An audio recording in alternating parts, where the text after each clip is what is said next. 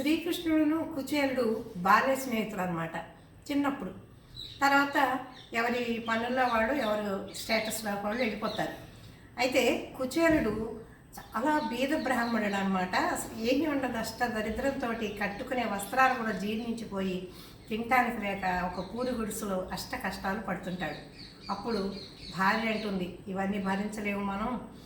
ఏమండి, మీకు శ్రీకృష్ణుడు బాల్య స్నేహితుడు కదా, ఆయన చాలా ఉన్నత స్థితిలో ఉన్నాడు, మనకేమన్నా సహాయం చేస్తాడో మీరు వెళ్ళి అడగండి అంటుంది. లేదు లేదు, అలా అడిగితే ఏం బాగుంటుంది, నేను వెళ్ళను అంటాడు. ఆవిడ ఫోర్స్ చేసి పంపిస్తుంది. సరే, ఎక్కడైనా దేవుడి దగ్గరికి వెళ్ళేటప్పుడు, గొప్పవారి దగ్గరికి వెళ్ళేటప్పుడు ఫలమో పుష్పమో తోయమో ఏదో తీసుకెళ్ళాలంటారు కదా, ఉట్టి చేతులతో వెళ్ళము అంటాడు. అంటే ఆవిడ ఏం చేస్తుందంటే, సరే మన ఇంట్లో అటుకులు ఉన్నాయండి, అవి ఒక వస్త్రంలో మూట కట్టిస్తాను, పట్టుకెళ్ళి ఇవ్వండి అంటుంది. సరే, అది కూడా ఏంటి, పాతబడిపోయిన ఒక తెల్లటి వస్త్రం అనమాట, దాంట్లో మూట కట్టి అటుకులు ఇస్తుంది. ఆ మూట పట్టుకుని కుచేలుడు కృష్ణుడి దగ్గరికి వెళ్తాడు. వెళ్ళేటప్పటికి అక్కడ పెద్ద భవంతి, చుట్టూ రాజభట్లు ఎంతో ఇదిగా ఉంటుందంతా. హంసతోలిక పలకపైన శ్రీకృష్ణుడు అలా పడుకుని ఉంటాడు. అక్కడికి వెళ్ళడానికి అతనికి ఏంటంటే న్యూనతాభావం, గిల్టీ కాన్షియస్, ఏంటి నేనేంటి ఇంతటి గొప్ప వ్యక్తి ఇంటికి నేను వెంటాను.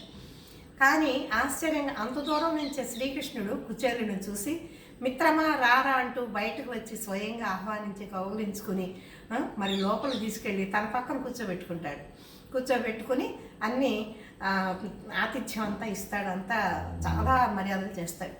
చేసిన తర్వాత తెలుసు కృష్ణుడికి ఏదో ఫీల్ అవుతున్నాడు కుచేలుడని. మిత్రమా, నా కోసం ఏం తెచ్చావు నువ్వు అని అడుగుతాడు. ఎంతో సిగ్గుపడుతూ మెల్లగా మూట తీసిస్తాడు.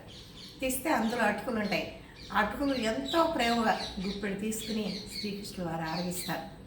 ఆరగించిన తర్వాత, మిత్రమా చాలా సంతోషం, మనం చాలా రోజుల తర్వాత కలుసుకున్నాం అంటారు. సరే, సాగనంపుతారు, బయట దాకా వచ్చి సాగనంపుతాడు. అప్పుడు అనుకుంటాడు కుచేలుడు, ఇదేంటి నేను ఇంత దారిద్ర్యంలో ఉన్నానని చెప్తే కూడా నాకేమీ సహాయం చేయలేదేంటి శ్రీకృష్ణుడు అనుకుంటూ ఇంటికి వెళ్తాడు. వెళ్ళేటప్పటికి అక్కడ తన ఇల్లు కనపడదు.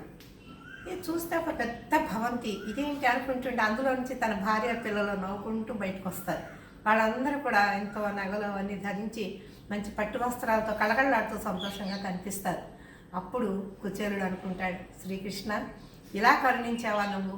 స్నేహం అంటే నీది కదా, బాల్య స్నేహితుడిని ఇంత బీదవాడినని నన్ను నిర్లక్ష్యం చేయకుండా నువ్వు ఎంతో ఇదిగా నన్ను మర్యాద చేసి పంపించి నన్ను ఇంత ఆదరించి అభిమానించాను, సంతోషపడతాడు.